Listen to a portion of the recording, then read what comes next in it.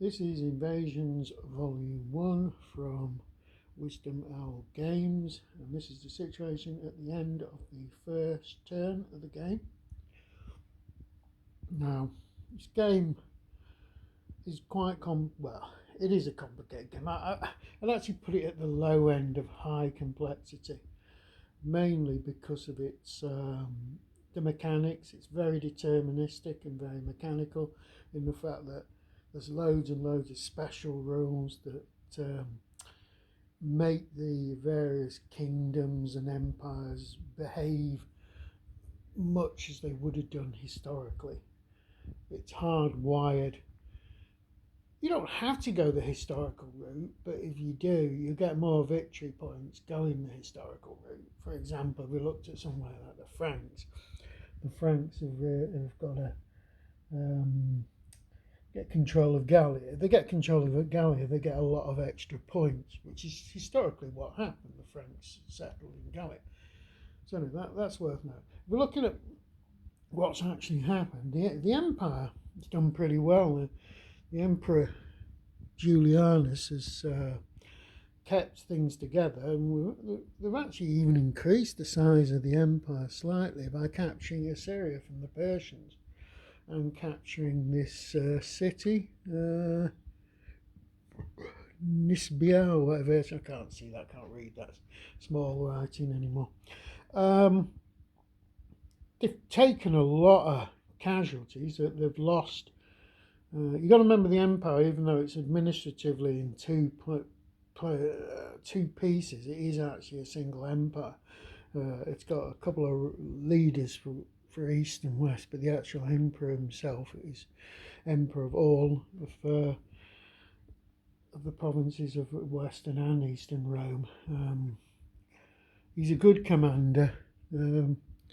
He's got this tactical value of 3, which means he can do 3 rerolls. He's also got a campaign strength of 3. That means after your initial turn, he can go off and do 3 other sets of combats.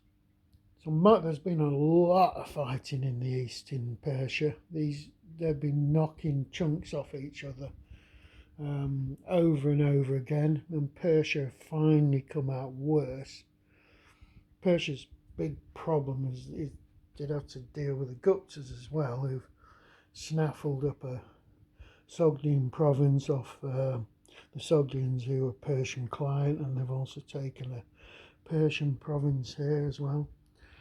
The Persians' big success was actually beating the barbarian invasions, the Qadari here, and they've effectively turn the Qatari into a client state now, so they're not going to be invading unless that breaks down at some point.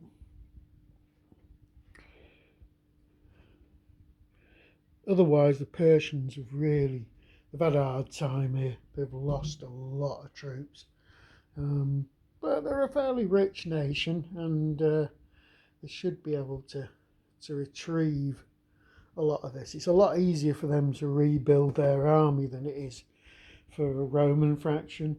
The Roman faction, the troops are miles better than the kingdom's troops, but it's hard work. It's much more expensive. Well, it's more expensive, and they're very restricted on what you can rebuild. You can use conscription to turn over one of your units to a full strength, and otherwise you're limited early on to only building one unit. So every unit, like the empires lose, is a real problem to them. All right, they can recruit barbarians, which they did historically, but the problem with recruiting barbarians, if you run out of money, they'll turn on you. So that's something you've got to weigh in mind when you're actually levying allies and barbarian nations. I say allies, they're mercenaries effectively. Another thing that the emperor's troops, they're attached to provinces as well, so once they've done fighting, they tend to be deployed back. Well, they're not tented, they are actually deployed back to the area in which they're actually responsible for, like these Gallian ones. They have to go there after they've been with this force here, they had to return to Gallia. Now, I haven't actually done that for all the Oriental troop, yeah. So this Egyptian unit has to go back to Egypt. Now that mercenary can stay where he is. That legion has to go back to Asia. There. There's a Cappadocian legion somewhere. Just bear with me. Syrian unit. So that's got to go back into Syria. Palatine are elite troops who can stay with the Emperor. Custodes are as well. And there's a Cappadocian unit that's got to go into Cappadocia. So you can see at the end of that, the actual troops with the Emperor is very much reduced. Thing to remember, that a lot of these border forts that the Romans have got, they cost them a casualty, but they effectively, you can rebuild them for free. They're good at slowing up barbarian attacks and also absorbing. They can't do overruns, and they can't do forced passages. Well, those things are in place, so they are useful, but you can return them for zero cost, which is good. So yeah, the Emperor's done okay. Now I suspect there's a new Emperor coming in with turn 2, because there's a lot of units that are going to arrive with turn 2. This track here is working down. I've put all the reinforcements that are due for the kingdoms and civilized nations. Just it's worth noting that there's 3 different types of well, we'll call them civilizations or whatever. You've got your empires, which are the best one, but they start to decay after a certain amount of time. Now the Roman Empire is already in decline, so it's losing income, and that decline will get worse and worse, making it harder for them to score and survive. If we look at the other barbarians, the Alans have had a go at this Roman province here in the Bosphorus.